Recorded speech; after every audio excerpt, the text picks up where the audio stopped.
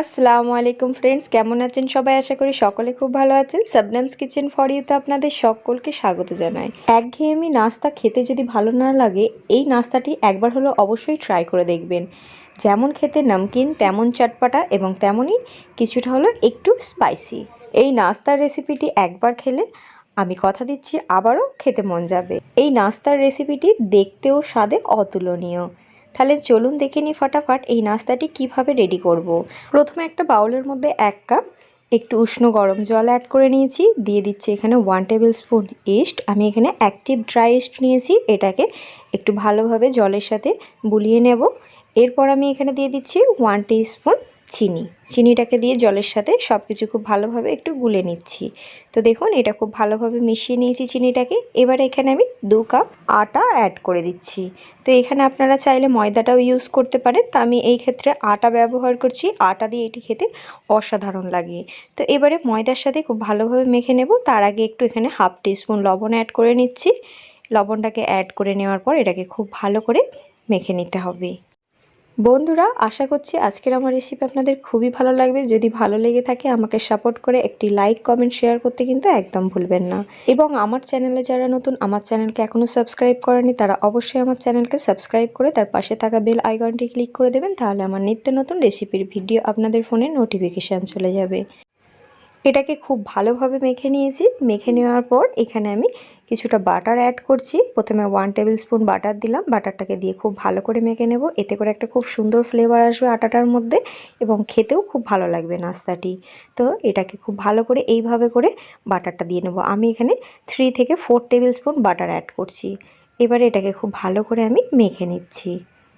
এটা যখন মাখা হয়ে যাবে, ওই বাউলের মধ্যে একটু তেল দিয়ে ভালো করে নিচেটা একটু তেল ব্রাশ করে নেব।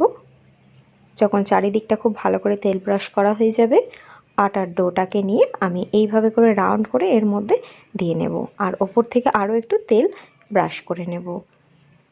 এইভাবে তেল ব্রাশ করে নেওয়ার পর আমি একটা র্যাপিং পেপারের সাহায্যে এটাকে কভার করে দিচ্ছি। এবার এটাকে আমি 1 ঘন্টা মতো রেস্টে রাখবো। 1 ঘন্টা পর ফিরে এলাম। দেখুন এখানে আটাটা খুব ভালোভাবে ফুলেও গেছে, খুব সুন্দর এটা অ্যাক্টিভ হয়ে গেছে সব কিছুর সাথে। এবারে এটাকে আবারও ভালো করে একটু মেখে নেব।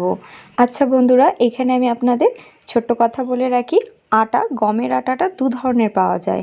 একটু ডার্ক কালার হয় আর একটু সাদা ধরনের আটা পাওয়া যায়। তা এক্ষেত্রে আমি সাদা আটাটা ব্যবহার করেছি, কিন্তু এখানে ময়দা আর এই সাদা আটাটার অনেকটাই তফাৎ আছে। একটুও কিন্তু এটা ময়দার মতো নয়। ময়দাটা আলাদা আর এই সাদা আটাটা কিন্তু সম্পূর্ণই আলাদা। তো দেখুন এটা খুব ভালো করে মেখে নিয়েছি। এবারে এটাকে পিস করে নেব। এখানে ছোট ছোট গুটি কাটবো আমি লিচির মতো, তার জন্য ঠিক এরকম ছোট ছোট সাইজেই আমি ছুরি করে কেটে নিচ্ছি। এবারে এই থেকে একটা করে গুটি নিয়ে খুব ভালো করে গোল গোল করে রাউন্ড দিয়ে গুটিগুলোকে রেডি করে নেব। ঠিক এইভাবে এই সাইজটাই রাখবো প্রত্যেক কটা। তো দেখুন এখানে সব কটা আমার হয়ে গেছে। তো এবারে হাতের সাহায্যে এটাকে একটু বাড়িয়ে নেব। বাড়িয়ে নেওয়ার পর একটা বেলনির সাহায্যে জাস্ট একটু গোল মতো, যেমন লুচির একটা সাইজ হয় ঠিক ওই রকম একটা লুচির সাইজে আমি বেলে নিচ্ছি এটাকে। এখানে দেখুন এটা বেলে নিয়েছি। বেলে নেওয়ার পর হাতে করে একটু আঙুলের সাহায্যে একটু টিপে টিপে দিচ্ছি চারিদিকটা। এবারে দেখুন এখানে সব কটা আমার করা হয়ে গেছে। এখানে একটা বাটার পেপারের ওপর আমি এগুলো করে নিয়েছি। এবার এখানে দেখুন কয়েকটা সবজি নিয়েছি। তার মধ্যে নিয়েছি টমেটো কুচি, ক্যাপসিকাম কুচি, পেঁয়াজ এবং ধনেপাতা কুচি। প্রথমে এখানে অ্যাড করে দেবো মায়োনিজ। মায়োনিজটাকে প্রত্যেকটার মধ্যে ঠিক একইভাবে একটু করে দিয়ে নেব। ঠিক একইভাবে অপরটাতেও করে নিচ্ছি। এইভাবে সবগুলোকেই আমি খুব ভালো করে মায়োনিজ দিয়ে প্রথমে একটা কোডিং করে নেব।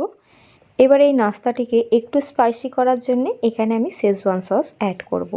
প্রত্যেকটাতে আমি ঠিক এতটা করে একটা পরিমাণ করে নিয়ে চারিদিকে শেজওয়ান সস দিয়ে দিচ্ছি। যদি বাড়িতে বাচ্চা থাকে শেজওয়ান সস খেতে না চায়, আশা করছি দেখুন ওই ওপরের দিকে আমি একটু টমেটো সস লাগিয়ে নিয়েছি, ওইটাতে কিন্তু আমি শেজওয়ান সস লাগাইনি।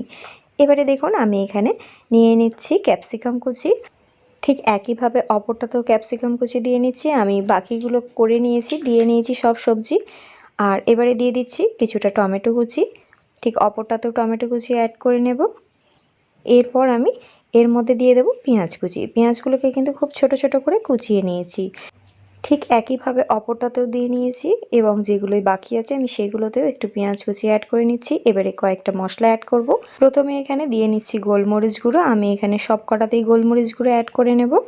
আর বাকিগুলো করে নিয়েছি, এখানে আমি দুটোতেই দেখাচ্ছি। দিয়ে দিচ্ছি এখানে অরিগ্যানো, কিছুটা পরিমাণ অরিগ্যানো দুটোতেই দিয়ে নিচ্ছি, এতে করে একটা খুব সুন্দর ফ্লেভার আসবে। দিয়ে দিচ্ছি একটু চিলি ফ্লেক্স। ঠিক একইভাবে অপরটাতেও দিয়ে নিয়েছি এবং বাকিগুলোতেও দিয়ে নেওয়া আছে। আর এখানে ধনেপাতা কুচি উপর থেকে অ্যাড করে দিচ্ছি। ঠিক একইভাবে অপরটাতেও ধনেপাতা কুচি অ্যাড করে দিচ্ছি এবং বাকিগুলোতেও ধনেপাতা কুচি দেওয়া আছে, যেগুলোই নেই আমি সেগুলোই দিয়ে নিলাম।